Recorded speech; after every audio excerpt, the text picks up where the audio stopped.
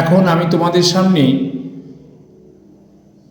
West Bengal government স্কুলের যে সমস্ত লাইব্রেরিয়ানশিপের জন্য যে কোশ্চেনগুলো পসিবল কোশ্চেন সেই সম্পর্কে তোমাদের সামনে আলোচনা করছি।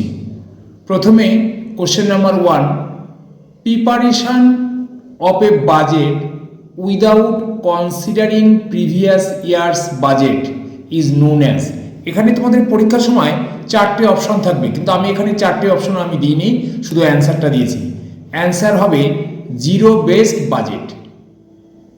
Question number 2, the correct expansion of GOC is. এই জিওসিটা ফুল ফর্ম কি এটা জানতে চাইছি। গুড অফিসেস কমিটি, গুডের জি, অফিসের ও এবং কমিটির সি, এই তিনটে অ্যাব্রিভিয়েশন নিয়ে GOC. Question number 3, scientific management focuses attention on. তাহলে সায়েন্টিফিক ম্যানেজমেন্ট কাদের উপর ফোকাস করে? অ্যান্সার হবে production, efficiency and wastage prevention. Question number 4, acquisition policy of a library will have a direct bearing on.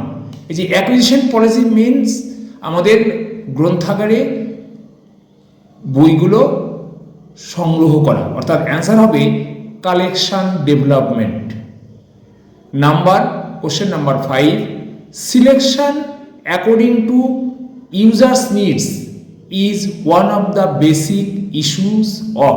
অর্থাৎ আমরা গ্রন্থাগারে যে সমস্ত বুক সিলেকশন করব ইউজারদের প্রয়োজন অনুযায়ী, তাকেও তার একটা মূল বা বেসিক ইস্যু হচ্ছে কালেকশন ডেভেলপমেন্ট। অতএব এই ক্ষেত্রে অ্যান্সার হবে collection development.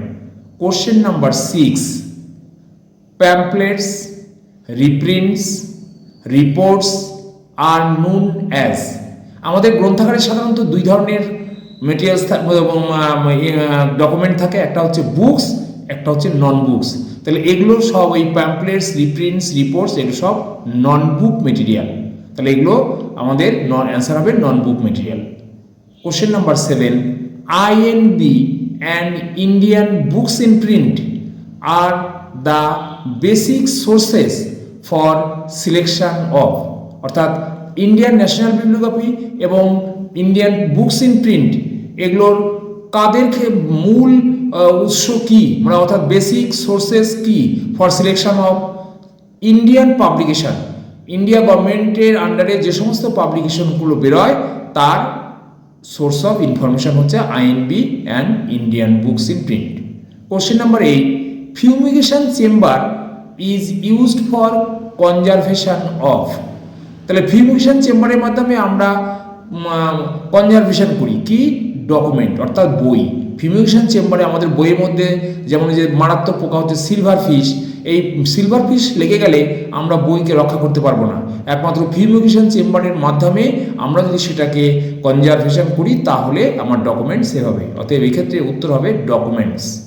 Question number 9, the planning and controlling of financial resources is known as. এটাকে কি বলা হয়? আমরা ফিনান্সিয়াল রিসোর্সকে যদি কন্ট্রোল করি এবং প্ল্যান করি তাকে অ্যান্সার হবে budget. Question number 10, world intellectual property organization, একে সংক্ষেপে উইপো, WIPO, world intellectual property organization. উইপো is a specialized agency of, এই কোথাকার এজেন্সি? ইউনাইটেড নেশন, UN, অর্থাৎ ইউনাইটেড নেশনের স্পেশালাইজেশন এজেন্সি হচ্ছে উইপো। Next question number 11, discarding from the stack books which are of no further use of the library is generally known as. আমরা যখন stack থেকে বইগুলো তুলে, মানে আমাদের যে ক্লাসিফিকেশান অনুযায়ী বইগুলো সেলফে অ্যারেঞ্জ করি, সেখান থেকে বই তুলে আলাদা জায়গায় রেখে দিই আনইউজড বুকস। এই আনইউজড বুকস অর্থাৎ ভবিষ্যতে এই বইগুলো ব্যবহার হওয়ার সম্ভাবনা খুব কম, এই ধরনের বইকে মূল স্ট্যাক থেকে সরিয়ে আলাদা জায়গায় রেখে দেওয়া হয়। এটাকে বলা হয় উইডিং, অর্থাৎ বই তুলে নেওয়া। এই বইগুলো ভবিষ্যতে ইউজ হতেও পারে, নাও হতে পারে। Thank you.